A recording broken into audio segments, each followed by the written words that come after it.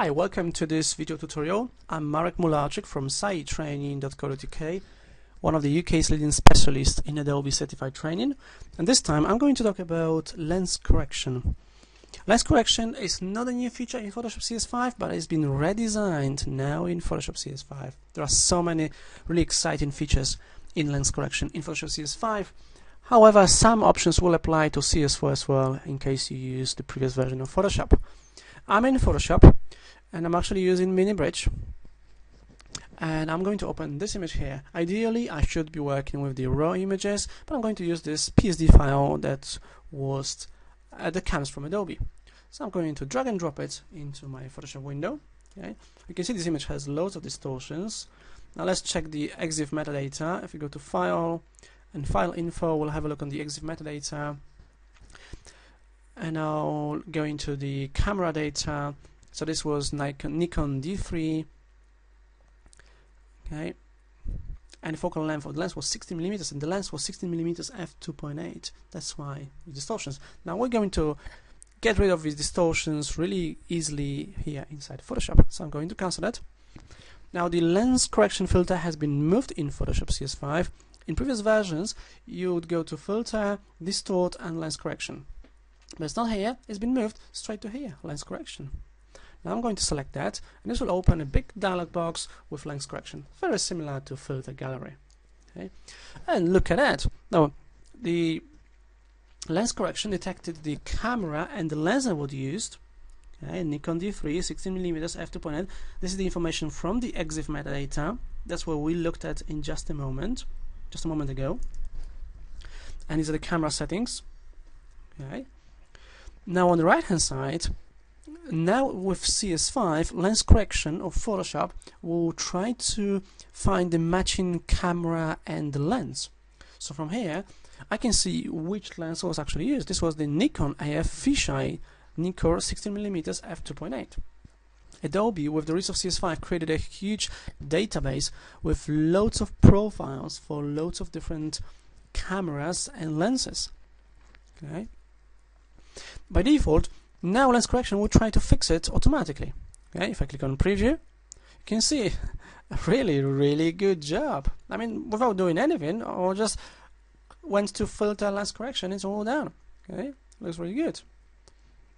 Now we'll need to make sure that geometric distortion is checked. Maybe vignette, depends if you have any vignettes here, slightly. We can also tackle the chromatic aberrations if there are any in the image. Auto scale image, yes, definitely. Otherwise, you'll have something like that. Okay. Now, if your camera and lens combination is not found by Photoshop, you can go in here and select your camera make. I'll stay with Nikon. Then you can select camera model and the lens. And there's loads of lenses in here. Lots of Canon lenses, Nikon lenses, and all the other brands. Okay. Now, if you want to deal with the lens correction manually, you can do it as well. Okay, I'm just going to show you in just a moment, because another thing I want to show you here is this lens profiles option here.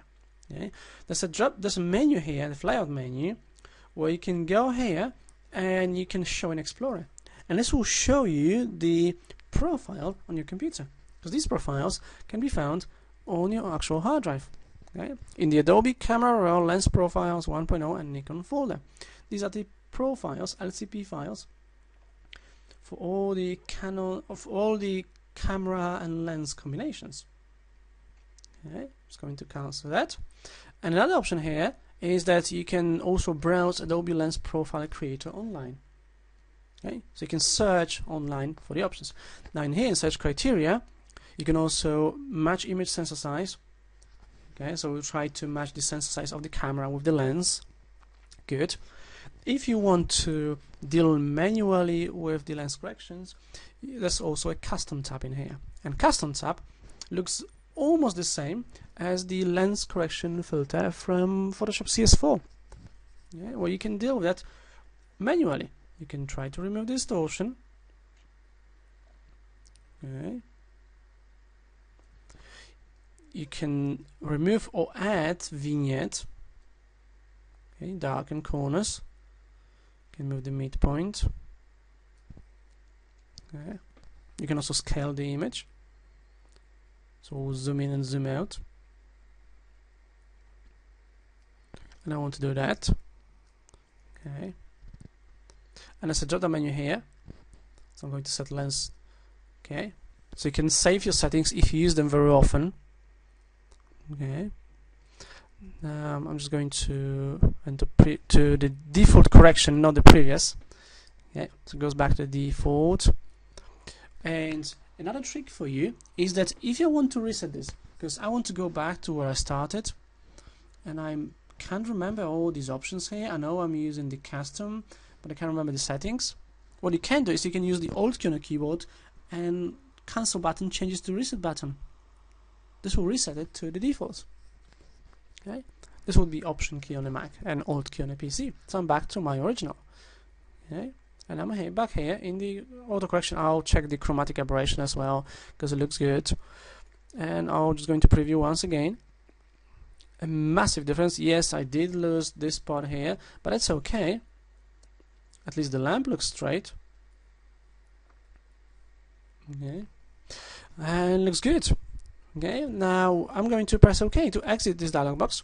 I'm back into Photoshop, and now I can use the advantage of using the Ctrl-Z or Command-Z to see before and after. Remember, Ctrl-Z, Command-Z only works once on Photoshop. If you keep on pressing it, it goes undo, redo. So that's how we can check the progress and see before and after here inside Photoshop. Ctrl-Z on the PC, Command-Z on the Mac. That's before, that's after. Okay, I hope you enjoyed it. This tutorial about lens correction in Photoshop CS5. I hope you enjoyed it. Once again, I'm Marek Mularczyk from sitetrain.co.uk. Check out my other videos on a YouTube channel or on my blog photoshoplightroombridge.co.uk. And I hope you enjoyed it. Thank you very much for watching. Bye bye.